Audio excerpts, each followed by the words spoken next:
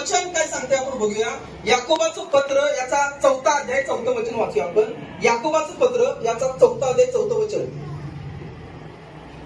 विश्वासी लोकांनो, जगाची मैत्री ही देवाबरोबर वैर आहे. अहो अविश्वासी लोक हो, विश्वासी का अविश्वासी? अविश्वासी लोक जगाची मैत्री ही देवाबरोबर वैर आहे. हे देवाबरोबर वैर आहे. हे तुम्हाला ठाऊक नाही का? हे तुम्हाला ठाऊक नाही का? जो कोणी जगाचा मित्र होऊ पाहतो, जो कोणी जगाचा मित्र होऊ पाहतो तो देवाचा वैरी ठरतो. तो देवाचा वैरी ठरतो. हालेलुया, आमेन. एक महत्वाचा संदेश मी तुम्हाला मंडळीला चर्चला देत आहे. तुमचा आशीर्वाद याच्यातून तुम्ही मिळवू शकताय किंवा तुमचं जीवन आहे ते या ठिकाणी बदलू शकते. वचनामध्ये स्पष्टपणे दिलेलं आहे की जगाशी मैत्री हे देवासोबत वैर आहे. जगाशी मैत्री हे देवासोबत वैर आहे. देवासोबतचं असलेलं शत्रुत्व आहे. खरोखर मरण आणि जीवन हे देवाच्या हातामध्ये आहे. मृत्यूचे काही दूत आहेत ते देवाच्या परमिशनने लोकांच्या जीवनामध्ये हल्ला करतात. देवाच्या परमिशनच्या शिवाय मृत्यू होऊ शकत नाही. देवाच्या परमिशनच्या शिवाय एखाद्या व्यक्तीचा जन्म होऊ शकत नाही. मरण आणि जीवन हे सर्वस्वी देवाच्या हातामध्ये आहे असं वचनांच्या मध्ये सांगितलेलं आहे. वचन सांगत आहे की जेव्हा आपण जगाशी मैत्री करतो, जेव्हा एखादा विश्वासणारा व्यक्ती जो देवामध्ये आहे, प्रभूमध्ये आहे, बायबल वाचत आहे, प्रार्थना करत आहे, चर्चला येत आहे, प्रभुवचनामध्ये सहभागी होत आहे, तर जेव्हा तो जगाशी मैत्री करतोय त्यावेळेला तो देवाशी वैर करत आहे, प्रभूशी वैर करत आहे. टीव्ही आहे जगामध्ये आहे, इंटरनेट जगामध्ये आहे, चांगले चांगले कपडे ह्या जगामध्ये आहेत, सोनं चांदी नाणं धनसंपत्ती सगळ्यातल्या सगळ्या महागड्या गाड्या सगळ्या प्रकारचा रंगेलपणा हे सगळं जगामध्ये आहे. आणि जेव्हा आपण याच्याशी मैत्री करतोय त्यावेळेला वचनामध्ये सांगितलेलं आहे की तुम्ही देवाशी वैर करत आहात. हा शब्द समजून घ्या, मैत्री हा शब्द समजून घ्या.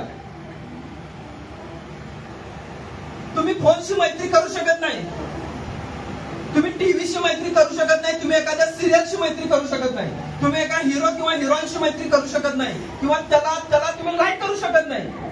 आपला हिरो एकच आहे, तो आहे येशू. ज्यानं आपल्यासाठी स्वतःचं रक्त सांडलेलं आहे, जो आपल्यावरती प्रेम करतो, आपला प्रियकर एकच आहे, तो आहे येशू. ज्यानं आपल्यासाठी स्वतःचं प्राण दिलेलं आहे, रक्त सांडलेलं, वधस्तंभावरून मरण सहन केले. तुमचं नाव स्वर्गाच्या जीवनाच्या पुस्तकात लिहिलं जाऊ यासाठी. आणि त्याच्या पुढे तुमच्या जीवनात दुसरा कोणी नको, दुसरे सगळे त्याच्यानंतर असायला पाहिजे. हालेलुया. फोनशी मैत्री करणं, टीव्हीशी मैत्री करणं, जगातील चुकीच्या लोकांशी मैत्री करणं म्हणजे घट्ट नातेसंबंध ठेवणं, भावनिक रिलेशनशिप ठेवणं. त्याच्याद्वारे तुमच्या जीवनात शाप येऊ शकतात. मैत्री हा शब्द मी तुम्हाला सांगत आहे. मैत्री म्हणजे काय आहे? फोन वापरण्याला प्रॉब्लेम नाहीये, परंतु त्याच्याशी मैत्री करणं हे प्रॉब्लेम आहे.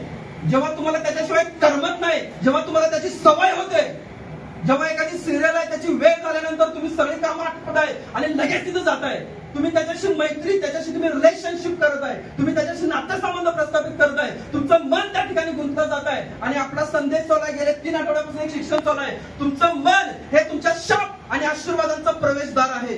तुमच्या मनातून तुमच्या जीवनामध्ये आशीर्वाद येतात आणि तुमच्या मनातून तुमच्या जीवनामध्ये शाप येतात. तुम्ही तुमचं मन ज्या ठिकाणी गुंतवाल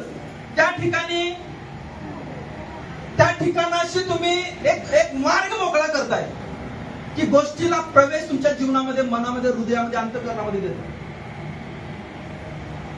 वापरण्याला प्रॉब्लेम नाही, टीव्ही पाहण्याला अडचण नाही, एखाद्या व्यक्तीशी मैत्री करायला अडचण नाही, परंतु कोणत्या लेवल पर्यंत करायला पाहिजे ह्या गोष्टीची मर्यादा, या गोष्टीचं लिमिट आहे, ते विश्वासणाऱ्यांना समजणं फार गरजेचं आहे. कारण की जर आपण जगाशी समरूप झालो, जगाशी एकरूप झालो, तर या जगातील गोष्टी ज्या आहेत त्यांच्यावर असणारा शाप आहे, त्यांच्यावर असणारे आजार आहेत, ते तुमच्या जीवनामध्ये येणार. आज आपल्या जीवनामध्ये पुष्कळ वेळेला प्रयत्न करून, रडून, प्रार्थना करून आपण आपल्या जीवनामध्ये पुढे जाऊ शकत नाही. कुठेतरी पकड घेतलेली आहे आणि ते पकड तुटणं, ते पकड ढिली होणं फार गरजेचं आहे. आपल्यापैकी प्रत्येक जण कुठल्या ना कुठल्या तरी एका मोठ्या समस्येतून जात आहे आणि तुम्ही रडत आहे, प्रार्थना करताय, देवा एक गोष्ट माझ्या जीवनामध्ये कर, मला तुझ्यापासून काय नको प्रभू. वर्षानुवर्ष त्या एका गोष्टीमध्ये रखडलं गेलेलं आहे, आपल्याला तिथून पुढे जाता येत नाही. का? कारण की त्या ठिकाणी दुरात्म्याने एक होल्ड ठेवलेला आहे, पकड घेतलेला आहे आणि त्या दुरात्म्याला कुठून तरी आपण परवानगी दिलेली आहे आपल्या जीवनामध्ये काम करण्यासाठी. सैतान येतोय तो नाश करण्यासाठी, चोरी करण्यासाठी, नाश करण्यासाठी, घात करण्यासाठी असं म्हणत आहे. जेव्हा हाबेल आणि काईन हे दोघे जण भाऊ होते, वचनाच्या मध्ये सांगितलेलं आहे, काईनाला परमेश्वर वॉर्निंग देत आहे, पाप आहे ते तुझ्या दाराशी टपून बसलेला आहे, मृत्यू आहे तो तुझ्या दाराशी टपून बसलेला आहे. पण परमेश्वराने दिलेली जी सूचना, वॉर्निंग आहे, त्याच्याकडे त्याने दुर्लक्ष केलं आणि मग त्याच्यामध्ये ईर्ष्या आली आणि वचनाच्या मध्ये सांगितले त्याने आपला भाऊ हाबेल याचा वध केला. पाप आहे ते दाराशी टपून बसलेलं आहे. प्रकटीकरणाच्या पुस्तकामध्ये येशू म्हणत आहे, पहा मी दरवाजाशी उभा आहे आणि दरवाजा ठोठावीत आहे, जो कोणी माझ्या वाणी ऐकून दार उघडेल. हे दार कशाचं दार आहे? मी त्याच्या घरामध्ये प्रवेश करेन, मी त्याच्याशी सहभागिता करेन, मी त्याच्याशी जेवेन. हे तुमच्या मनाचं दार आहे, हृदयाचं दार आहे, अंतःकरणाचं दार आहे. जर तुम्ही या जगातील गोष्टींसाठी आपल्या मनाचं दार, अंतःकरणाचं दार बंद केलं आणि येशूसाठी जर तुमच्या हृदयाचा दरवाजा उघडला, तर येशू जे म्हणत आहे, मी तुम्हाला जीवन देण्यासाठी आलेलं आहे आणि ते विपुल जीवन देण्यासाठी आलेलं आहे. ते विपुल जीवन तुमच्या जीवनातून वाहिल्याशिवाय राहणार नाही. का? कारण की तुम्ही येशूला आपल्या अंतःकरणामध्ये, हृदयामध्ये, आत्म्यामध्ये बोलवून तुम्ही त्याच्याशी मैत्री करत आहे, तुम्ही त्याच्याशी नातेसंबंधांच्या मध्ये वाढत आहे. त्या नातेसंबंधांच्या मध्ये वाढणं आपल्याला अतिशय गरजेचं आहे. हालेलुया. कारण की जो दुरात्मा, अंधकाराची शक्ती कुठल्या एका क्षणी, कुठल्या एका प्रसंगाच्या द्वारे, कुठल्या एका व्यक्तीच्या द्वारे, कुठल्या एका गोष्टीच्या द्वारे, वस्तूच्या द्वारे तुमच्या हृदयात, तुमच्या आत्म्यात, तुमच्या कल्पनांमध्ये, तुमच्या विचारांच्या मध्ये राज्य करेल हे सांगू शकत नाही. आणि म्हणून वचनांच्या मध्ये अनेक वेळा ताकीद देण्यात आलेली आहे की सावध राहा, काळजी घ्या, सावध राहा. तुम्ही सापासारखे चतुर आणि कबुतरासारखे चालसूद असायला पाहिजे. तुम्हाला त्या गोष्टीचा सेन्स असायला पाहिजे की तुम्ही काय करत आहात, त्याचं भान तुम्हाला असायला पाहिजे. एखादं शरीर कुठली तर गोष्ट करण्यासाठी सांगत आहे म्हणून लगेच कुठल्याही गोष्टीचा विचार न करता ती गोष्ट करण्याचा परवानगी तुम्हाला नाहीये. वचन सांगत आहे की पवित्र आत्म्याच्या प्रेरणेने चाला, पवित्र आत्म्याला विचारा, पवित्र आत्म्यासोबत बसा, विचार करा, वचन वाचा आणि मग तुमच्या जीवनाचा तुम्ही निर्णय घ्या. जे काही देवाच्या वचनाच्या विरोधातले रिलेशनशिप असतील, नातेसंबंध असतील, जे देवाच्या वचनाच्या अधीनतेमध्ये नाहीये, अशी कुठली वस्तू, असं कुठलं पण गोष्ट जे आहे ज्याच्या कट ऑफ करणं, त्याला तोडणं हे गरजेचं आहे. तरच तुमच्या जीवनामध्ये, आपल्या जीवनामध्ये देवाच्या आशीर्वादात येणार आहे. तरच आपल्या जीवनामध्ये अद्भुत सामर्थ्यशाली गोष्टी आहेत की आपल्याला ऐकायला मिळणार आहे. कारण वचन सांगत आहे, वचनाच्या मध्ये लिहिलेलं आहे, जगाशी मैत्री हे देवाबरोबर वैर आहे. आपल्याला देवाबरोबर मैत्री करण्यासाठी येशू आपल्याला मित्र म्हणून बोलवत आहे. तो म्हणत आहे, मी तुम्हाला दास म्हणत नाही, मी तुम्हाला शिष्य म्हणत नाही, तर मी तुम्हाला माझा मित्र असं संबोधतोय. तुम्ही माझे मित्र आहात. येशूशी मैत्री करण्यासाठी देवाने आपल्याला पाचारण केलेलं आहे. येशू आपला मित्र आहे असं तो म्हणत आहे. का? कारण की आपला सखा, सोबती, जे आशीर्वाद येशूने आपल्याला दिले, वधस्तंभावरती रक्त सांडून त्या सगळ्या आशीर्वादांचा वारस होण्यासाठी, दत्तक म्हणून ते आशीर्वाद मिळवण्यासाठी देवाने तुम्हाला मला पाचारण केलेलं आहे. आणि त्या पाचारणामध्ये चालत असताना आपलं रिलेशनशिप, नातेसंबंधासाठी सगळ्यात पहिला व्यक्ती कोण आहे तर तो आहे येशू. आपल्या कोणत्या कृतीच्या द्वारे, आपल्या कोणत्या गोष्टीच्या द्वारे दुरात्म्याला आपण आपल्या जीवनामध्ये बोलवलेलं आहे आपल्याला माहित नाही. आणि म्हणून आपण त्या गोष्टी देवाला विचारणं गरजेचं आहे. त्या गोष्टींची पारख करणं फार गरजेचं आहे. देवाचं वचन आपण आणखी वाचूया. लूक शुभवर्तमान याचा 10वा अध्याय, 13वा अध्याय, 10व वचन. सगळ्यांना मिळालं. आता आपण काय करूया, वाचा, सगळ्यांनी लक्ष द्या. तो शब्बात दिवशी एका सभास्थानात शिकवत होता. तो शब्बात दिवशी एका सभास्थानात शिकवत होता. तेव्हा पहा 18 वर्ष विकाराचा आत्मा लागलेली एक स्त्री तेथे होती. विकाराचा आत्मा लागलेली एक स्त्री तेथे होती. ती कुबडी असल्यामुळे तिला नीट उभे राहता येत नव्हते. येशूने तिला पाहून बोलावले व म्हटले, बाई, तू आपल्या विकारापासून मुक्त झाली आहेस. त्याने तिच्यावर हात ठेवताच त्याने तिच्यावर हात ठेवताच ती सरळ झाली व देवाची महिमा वर्णू लागली. सभास्थान म्हणजे यहुदी लोक ज्या ठिकाणी प्रार्थनेला एकत्र यायचे शब्दाच्या दिवशी, शनिवारच्या दिवशी सगळे एकत्र यायचे, प्रार्थना करायचे, देवाचे गीत गायचे आणि ज्या काही बायबलच्या गुंडाळ्या असायच्या नवीन जुन्या काळातील त्या गुंडाळ्या ते वाचायचे, देवाला धन्यवाद द्यायचे आणि ते निघून जायचे. आता ह्या शब्दात म्हणजे प्रार्थनेच्या वेळेला एक स्त्री होती जी दर शब्दात दिवशी त्या मंदिरामध्ये यायची, सभास्थानामध्ये यायची आणि निघून जायची. परंतु ती स्त्री वचन सांगत आहे 18 वर्षांपासून कुबडी होती. म्हणजे जेव्हा जेव्हा ती त्या मंदिरात यायची तर ती असं वाकून यायची, कारण तिला एक कुबड होतं आणि तिला त्याच्यामुळं सरळ होता येत होतं. ती वाकून सगळ्या कृती करायची, घरात पण सगळं वाकून कृती करायची. 18 वर्ष वचनांच्या मध्ये सांगितलेलं आहे ती कुबडी होती. 18 वर्ष त्या कुबडाचं ओझं घेऊन ती तिच्या घरामध्ये कामं करायची. 18 वर्ष त्या कुबडाचं ओझं घेऊन ती त्या देवाच्या मंदिरात यायची. आणि येशू त्या सभास्थानामध्ये गेला आणि वचनांच्या मध्ये सांगितलेलं आहे येशूने त्या स्त्रीला म्हणाला, येशूने त्या स्त्रीला स्पर्श केला आणि त्याने त्या विकाराचा आत्मा जो आहे, जो दुरात्मा होता, ज्या त्या स्त्रीला लागलेला होता, ज्या स्त्रीच्या जीवनामध्ये होता, ज्याने तिला कुबडामध्ये ठेवलेलं होतं, त्या दुरात्म्याला येशूने धमकावलं आणि त्या क्षणी तो दुरात्मा त्या स्त्रीला सोडून निघून गेला आणि ती स्त्री सरळ झाली. या ठिकाणी एक वचन, त्या ठिकाणी एक शब्द वापरलेला आहे मराठी बायबलमध्ये, विकाराचा दुरात्मा, विकाराचा आत्मा. विकाराचा आत्मा म्हणजे आजाराचा आत्मा, रोगाचा आत्मा. त्या स्त्रीनं आपल्या जीवनामध्ये त्या रोगाच्या आत्म्याला परवानगी दिलेली होती. जरी ती देवाच्या मंदिरात दर रविवारी जायची, दर शब्दा दिवशी जायची, देवाची गीतं गायची, प्रार्थना करायची, तरी देखील 18 वर्ष त्या दुरात्म्याने तिला सोडलेलं नव्हतं. 18 वर्ष ती त्याच्याशी स्ट्रगल करत होती आणि त्या स्त्रीला पण माहित नव्हतं की माझ्यामध्ये एक दुरात्मा आहे ज्याच्यामुळे मला हे कुबड आलेलं आहे. विकाराचा दुरात्मा, वेगवेगळे दुरात्मे आहेत ज्यांना आपण आपल्या अंतःकरणात, हृदयात, आपल्या जीवनात, आपल्या आयुष्यात परवानगी दिलेली आहे. आणि पवित्र शास्त्र त्या दुरात्म्यांच्या विषयी सांगतं. व्यभिचाराचा दुरात्म्याविषयी सांगितलेला प्रकटीकरणाच्या पुस्तकाचा 2 अध्याय 20 वचनामध्ये इजबेलीचा आत्मा म्हणलेला आहे, व्यभिचाराचा आत्मा.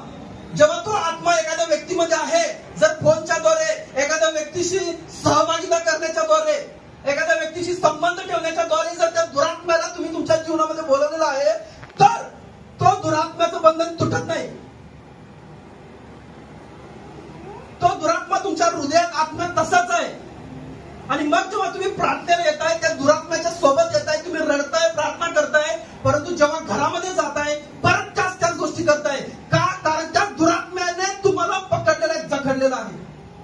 जेव्हा एखाद्या व्यक्तीच्या जीवनामध्ये आजाराचा दुरात्मा आहे, तर त्या आजाराच्या दुरात्म्याला कोणत्या तर कृतीच्या द्वारे तुम्ही परवानगी दिलेली आहे.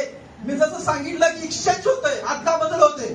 कोणाशी तर मैत्री करण्याच्या द्वारे त्या व्यक्तीने केलेल्या पापांचे जे शाप आहेत ते तुमच्या जीवनात डायरेक्ट येतात.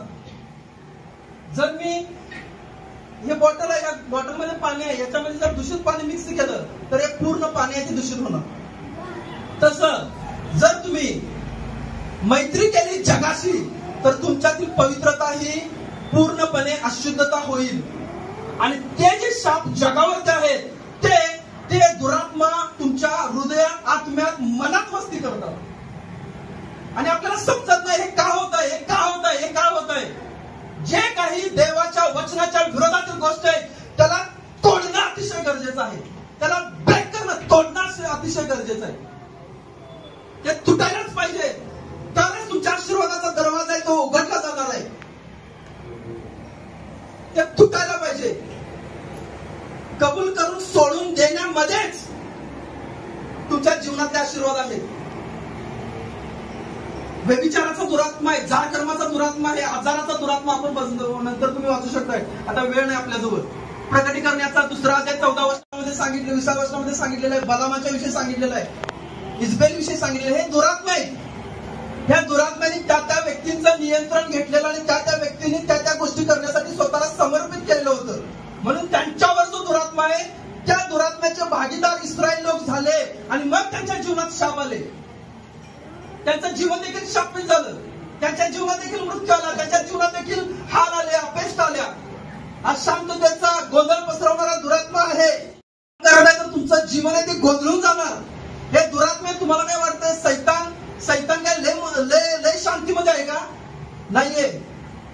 लुसिफर जेव्हा स्वर्गामध्ये होता आणि जेव्हा त्याला पृथ्वीवरती खाली टाकून देण्यात आलं, देवाने त्याला शापित केलेलं आहे. लुसिफर हा शापित आहे. मला सगळेजण लुसिफर शापित आहे. लुसिफर शापित आहे. लुसिफर शापित आहे. जेव्हा तो स्वर्गामध्ये होता तो आशीर्वादित होता, पण देवाच्या विरोधात जेव्हा तो वागला त्याला खाली पृथ्वीवर टाकण्यात आलं आणि तो शाप असा आला, शापित असा झाला. जर देवाने एखाद्या व्यक्तीला शाप दिलाय तर तो शांतीमध्ये असणार काय? तो नेहमी अस्वस्थ आहे, अस्थिर आहे. जसं मी शापित झालोय, जसं मी अस्वस्थ झालोय, तसं देवाने निर्माण केलेल्या प्रत्येक वस्तूला मी अशांतीमध्ये ठेवणार, हे ध्येय ठेवून तो तुमच्यामध्ये काम करत आहे. तो शापित आहे. त्याच्यासोबत जे दुरात्मे खाली पडले, जे दूत होते ते खाली पडले, ते देखील शापित आहेत. देवाने त्यांना शाप दिलेला आहे, गरिबीचा शाप दिलेला आहे त्यांना काही दुरात्म्यांना. जेव्हा त्या दुरात्म्यांना आपण सहभागिता करतोय ते मग आपल्या जीवनातलं ते बंधन तुटतच नाही. कर्जाचे दुरात्मे आहेत, आजाराचे दुरात्मे आहेत. बायबल सांगते, मी नाही सांगत. हे सगळे दुरात्मे आहेत, ते कर्जाचे आहेत, ते अस्वस्थ आहेत, ते अशांतीमध्ये आहेत. लुसिफर हा अशांतीत आहे, तो शांतीत नाहीये. तो अस्वस्थ आहे. रात्रंदिवस त्याला झोप लागत नाही, रेस्टलेस आहे, तो अस्वस्थ आहे. तो कधी एकदा या लोकांचा मी नाश करणार, कधी एकदा देवाच्या निर्मितीचा नाश करणार. आणि मग तो आपली सगळी शक्ती आपल्या सगळ्या दूतांना कामाला लावतोय तुम्हाला शापित करण्यासाठी. त्या शापित दुरात्म्याशी, अंधकाराच्या शक्तीशी, त्या लुसिफरशी जेव्हा हवेने सहभागिता केली त्याला ती शापित झाली. तिच्या जीवनात पण ते शाप आले, मरण आलं. जे मरण त्याच्यासाठी होतं, त्या अग्नीचं गंधकाचं मरण, ते हिच्या मला वाटत आलं. का? कारण हिनं त्या शापित व्यक्तीशी सहभागिता केली. वचन सांगत आहे, जगाशी मैत्री हे देवाबरोबर वैर आहे. तुम्हाला पवित्र, शुद्ध देवाच्या वचनाच्या अधीनतेमध्ये चालण्यासाठी पवित्र देवाने या जगामध्ये राहत असून देखील या जगापासून वेगळं राहण्यासाठी पाचारण केलेलं आहे. आणि जेव्हा तुम्ही सेपरेट करताय, वेगळं करताय स्वतःला या जगापासून, देवाच्या उपस्थितीमध्ये, प्रार्थनांच्या मध्ये, उपासांच्या मध्ये वेगळं करताय, त्यावेळेला देवाचा आशीर्वाद, देवाची उपस्थिती, देवाचं सानिध्य तुमच्या जीवनामध्ये व्हायला चालू होते. अशी प्रत्येक गोष्ट जी देवाच्या वचनाच्या विरोधात आहे ती तुटणं अतिशय गरजेचं आहे. ते बंधन तुटायला पाहिजे. ही स्त्री 18 वर्ष विचार करा, त्या दुरात्म्याला घेऊन त्या देवाच्या मंदिरातून प्रार्थना करायची. तिला सुटका मिळत नाही. किती वेळेला तिनं देवाजवळ, यहोवा देवाजवळ प्रार्थना केली असेल, परंतु त्या सुटका तिला मिळाली नाही. पण येशू तिथं आला आणि येशूने त्या स्त्रीला, त्यामधल्या दुरात्म्याला धमकावलं, हे दुरात्मा मी तुला आज्ञा करतो, निघून जा. आणि त्या क्षणी त्या स्त्रीचं कुबड आहे, ते कुबड बरं झालं आणि ती स्त्री देवाचा महिमा करू लागली, देवाचं गौरव करू लागली. Hallelujah, hallelujah, hallelujah. आज आपल्याला त्या दुरात्म्याला, जे जे आपल्या हृदयात आहेत, आत्म्यात आहेत, मनात आहेत, विचारांच्यात आहेत, कल्पनेत आहेत, तुटायला पाहिजे. आणि ते असंच लगेच तुटत नाही. मी आता कुठला तरी एक मोठा सेवक आला, तुमच्या डोक्यावरती हात ठेवून प्रार्थना केला आणि लगेच तुम्ही पूर्णपणे त्यातून सुटका झाला, असं होत नाही. त्याला एक प्रक्रिया आहे, देवाच्या वचनाच्या मध्ये सांगितलेलं आहे. त्याला एक प्रोसेस आहे. जेव्हा एखादा सेवक तुमच्या डोक्यावरती हात ठेवतोय, प्रार्थना करतोय, ते दुरात्मे आहेत त्यांना निघून जाण्यासाठी, तिथून पुढे तुमचं काम आहे की तुम्हाला देवाला, देवाच्या आत्म्याला सहकार्य करणं गरजेचं आहे, त्याच्याशी सहभागिता करणं गरजेचं आहे. एखादा व्यक्ती जो व्यसनाच्या मध्ये आहे त्याला ते सोडायचं, त्यासाठी प्रार्थना केली आणि तर त्या व्यक्तीचं मन जे आहे, कारण त्या मनात तो दुरात्मा काम करत आहे, मनाशी ते जोडलं गेलेलं आहे. त्याचं मन सारखं त्याला दारूच्या जे काढा आहे, गुत्ता, त्याकडे जायला सारखं मन, त्याचं शरीर त्याला सांगेल जा तिथं, त्याशिवाय तुला शांती मिळणार नाही. पण जेव्हा हा त्याला विरोध करेल, नाही मी एक निर्णय घेतलाय, माझ्या मनाने एक निर्णय घेतलेला आहे, मी त्या गोष्टी करणार नाही. एक दिवस गेला, दुसऱ्या दिवशी पण निर्णयामध्ये चालत आहे, तिसऱ्या दिवशी पण निर्णयामध्ये चालत आहे. त्याला त्रास होणार आहे, त्याला वेदना होणार आहे. हालेलुया. मी देवाची करार केलाय, मी ते करणार नाही. तो चक्करून पडेल, त्याला त्रास होईल, पण त्याने करार केलाय आणि त्या करारामध्ये जेव्हा तू चालतोय तर तो सुटक्यामध्ये चालत आहे. त्या करारामध्ये चालत असताना त्याला 6 महिने, वर्षभर त्रास होईल, परंतु 1 वर्षानंतर त्याची सुटका कायमस्वरूपी त्याच्या जीवनामध्ये असेल, आयुष्यभर त्याच्या जीवनामध्ये असेल. वर्षभर, 6 महिने, 8 महिने, वर्षभर झालेला त्रास आहे, तो त्याला आयुष्यभर सुटका देईल आणि आयुष्यभर देवाच्या आशीर्वादाच्या मध्ये चालण्यासाठी मदत करेल. काय उपयोग नाही, आपण करार करतोय, परत खाली पडतोय, परंतु तुम्ही तुमच्या मनामध्ये एक निश्चय करणं गरजेचं आहे त्याला देवाच्या वचनांच्या मध्ये असं म्हणलेलं आहे, देवाशी करार करा. दुसऱ्या इतिहासाचा 7वा अध्याय 14 वचनामध्ये देवाचं वचन सांगत आहे, ज्या माझ्या लोकांना मी माझं नाव दिलेलं आहे त्या माझ्या लोकांनी नम्र होऊन, दीन होऊन आपल्या पापांची कबुली दिली आणि ते पाप सोडून दिले, आपले मार्ग बदलले, तर मी त्यांच्या देशातून क्लेश नाहीसे करीन. म्हणजे त्यांनी आपले मार्ग बदलणं गरजेचं आहे. त्रास होणार, परंतु तो मार्ग आहे, तो त्रासाचा मार्ग आहे, तो आपल्याला स्वीकारायचा आहे. कारण का? तो सुटकेचा मार्ग आहे. हालेलुया. तुमचा मनाला त्रास होणार, सुटकेचा मार्ग आहे. त्रास होऊ द्या, तुमच्या शरीराला त्रास होऊ द्या, तुमच्या विचारांना त्रास होऊ द्या.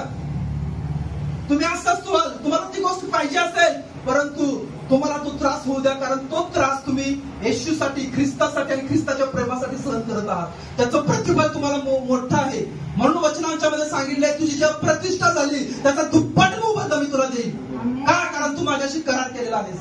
तू जे काही पाप केलं त्याच्यामुळे ज्या प्रतिष्ठा तुझी झाली, निंदा तुझी झाली, पण जर तू करारामध्ये चाललास तर दुप्पट आशीर्वादास तू पात्र आहेस.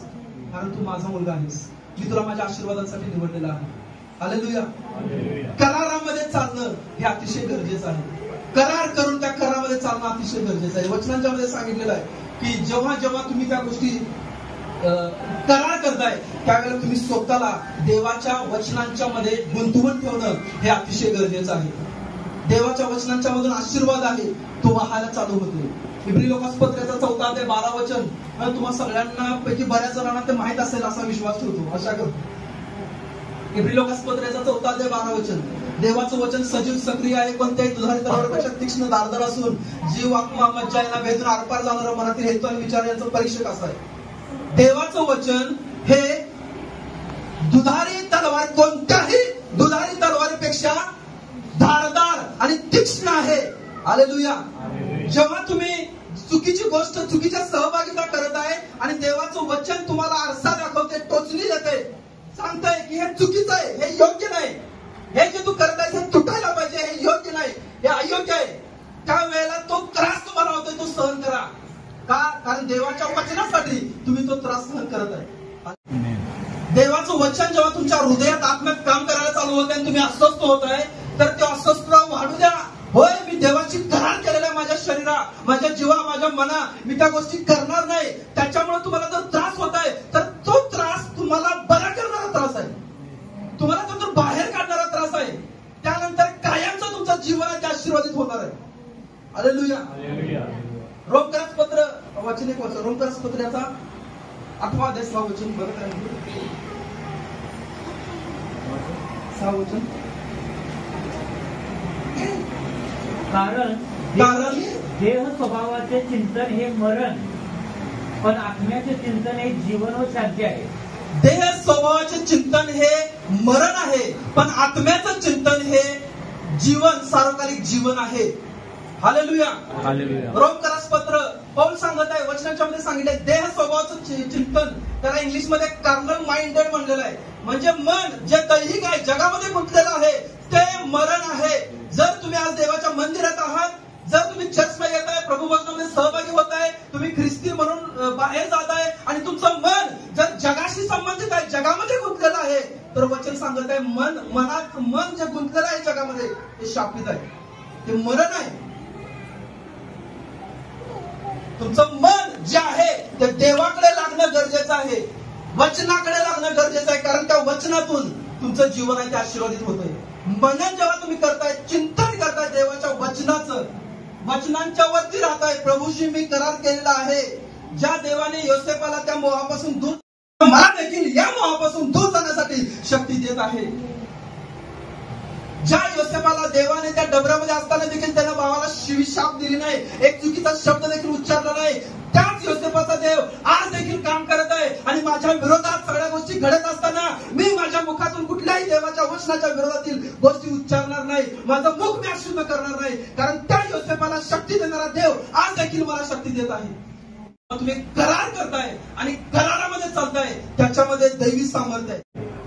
तुमच्यासाठी स्वर्ग आहे तो उघडला जातोय जेव्हा तुम्ही करारामध्ये चालताय. देव आपल्या दूतांना आज्ञा करतोय, माझं मूल, माझं लेकरू त्या सगळ्या विरुद्ध परिस्थितीमध्ये माझ्याशी केलेल्या करारामध्ये चालत आहे आणि त्याच्यासाठी स्वर्गातील सेना तुमच्या मदतीसाठी तो पाठवतोय. म्हणून वचनामध्ये सांगितले जो देवाचं भय धरतो त्याच्या घरामध्ये परमेश्वराचा दूत छावणी देतोय. परमेश्वराचा दूत कोणासाठी छावणी देतोय? जो देवाशी केलेल्या करारामध्ये चालतोय त्याच्यासाठी परमेश्वराचा दूत छावणी देतोय. परमेश्वराचा दूत, देवाची सेना त्याला मदत करायला, त्याला त्यातून बाहेर काढायला, त्याला सहाय्य करायला नेहमी त्या ठिकाणी तत्पर आहे. का? कारण तो देवाशी केलेल्या करारामध्ये चालत आहे. त्यानं स्वतःला शुद्धतेमध्ये, पवित्रतेमध्ये देवाच्या वचनाच्या इच्छेप्रमाणे ठेवलेला आहे. मंडळी, आपल्याला बलशाली व्हायचं आहे. हालेलुया. बलशाली व्हायचं आहे. चर्च आपल्याला बलशाली व्हायचं आहे.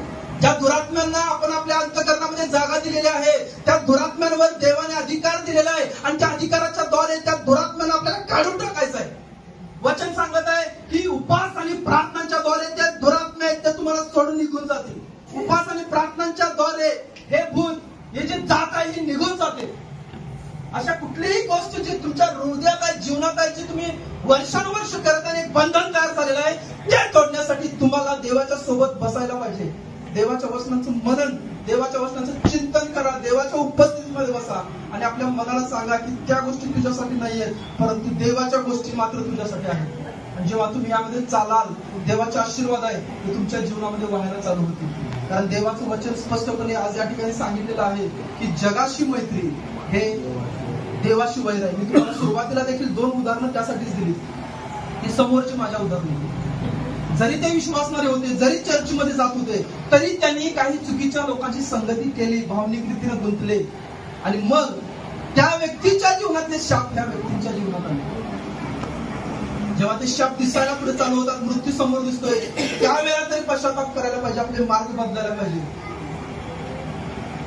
त्यावेळेला देखील आपण आपलं मन जर देवाकडे नाही दिलं तर मात्र मग देव पण काय करू शकत नाही. देवाचा हात वचन सांगते इतका तोडका झालेला नाही की जो तुम्हाला मदत करू शकणार नाही, परंतु तुमचे पाप वचन सांगत आहे की ते देवाच्या मध्ये, माझ्यामध्ये आळजुतीसारखे आहे. देव आपल्या मदतीचा हात, उजवा पराक्रमी हात मंडळीला देण्यासाठी तयार आहे. आपल्या प्रत्येकाला शक्तिशाली जीवनामध्ये चालवण्यासाठी तयार आहे, आशीर्वादाच्या मध्ये चालवण्यासाठी तयार आहे. आपल्या जीवनामध्ये ज्या गोष्टी वर्षानुवर्ष घडत नाहीत त्या गोष्टी घडताना तुम्ही तुमच्या जीवनामध्ये पाहाल. एक करार देवाशी करून बघा, एक करार प्रभू परमेश्वराशी करून बघा.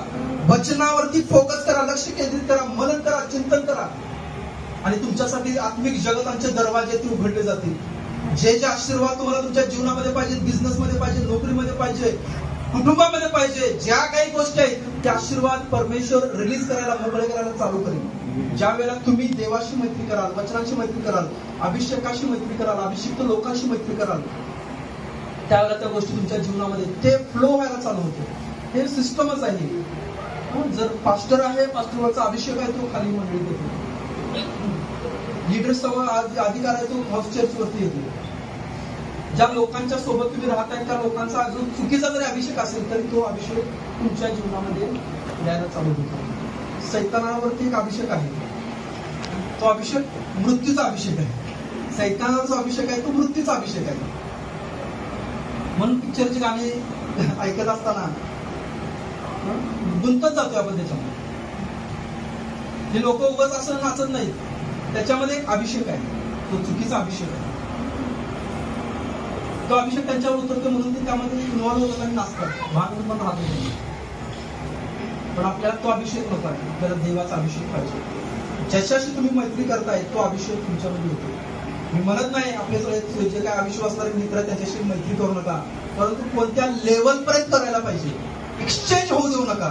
त्यांच्यातील कोणतीही चुकीची गोष्ट मनाद्वारे, विचारांद्वारे, कृतीच्याद्वारे करत आहे, मिरवण्याचा स्वभाव आहे, दिखावपणाचा स्वभाव आहे, लांब राहा. चांगल्या गोष्टी आहेत वचनानुसार, ठीक आहे, तुम्ही सहभागी व्हा. ज्या ज्या चुकीच्या गोष्टी आहेत त्यांच्यापासून लांब राहा.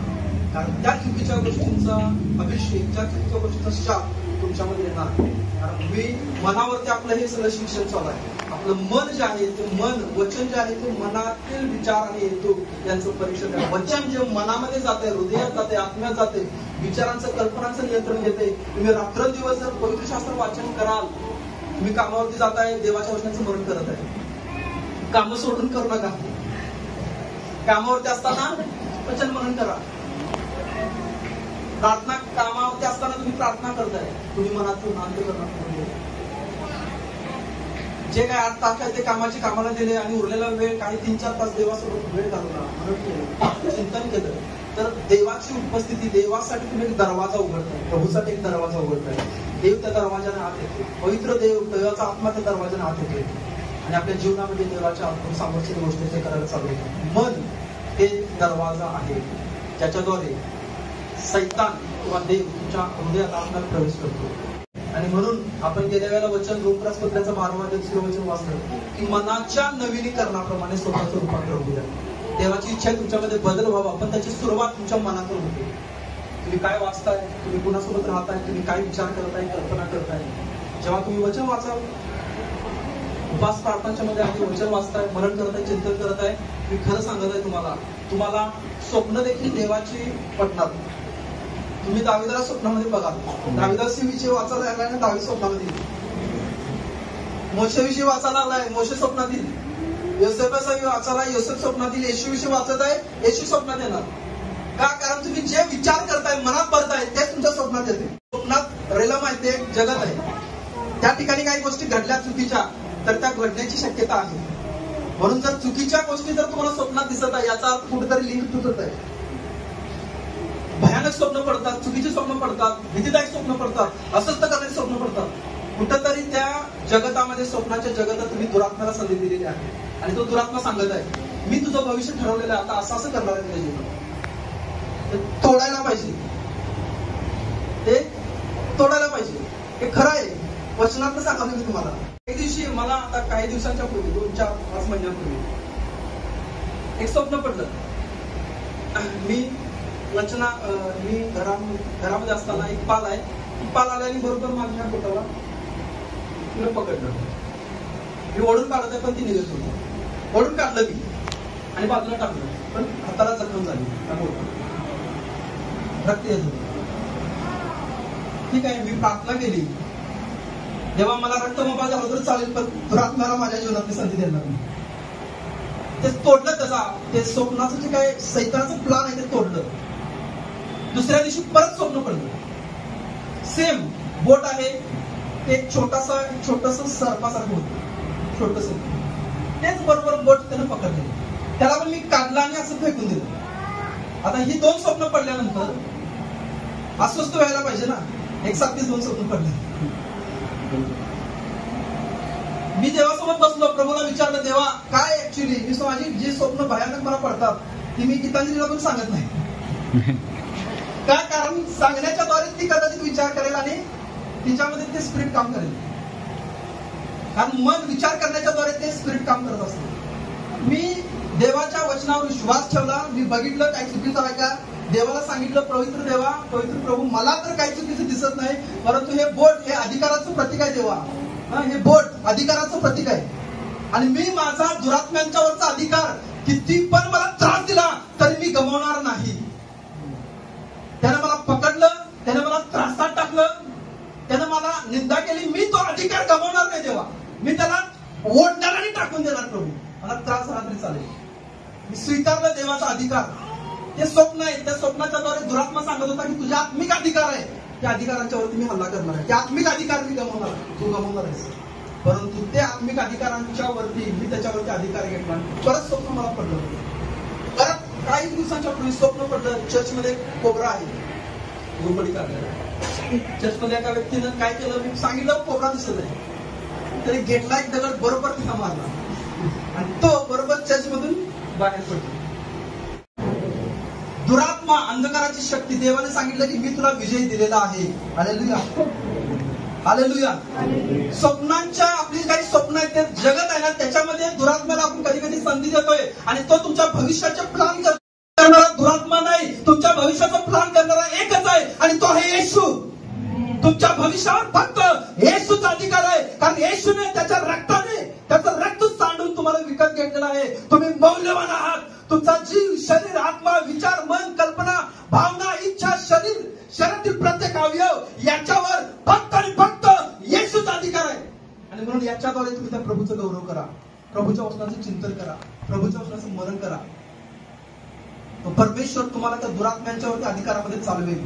तुमच्या जीवनातल्या समस्या आहेत, अतिशय छोट्या समस्या आहेत, पण आपण त्याला टॉलरेट करत आहे, आपण त्याला होऊ दे, बघता येईल नंतर होईल सॉल्व्ह, आपोआप होईल असं बघत आहे.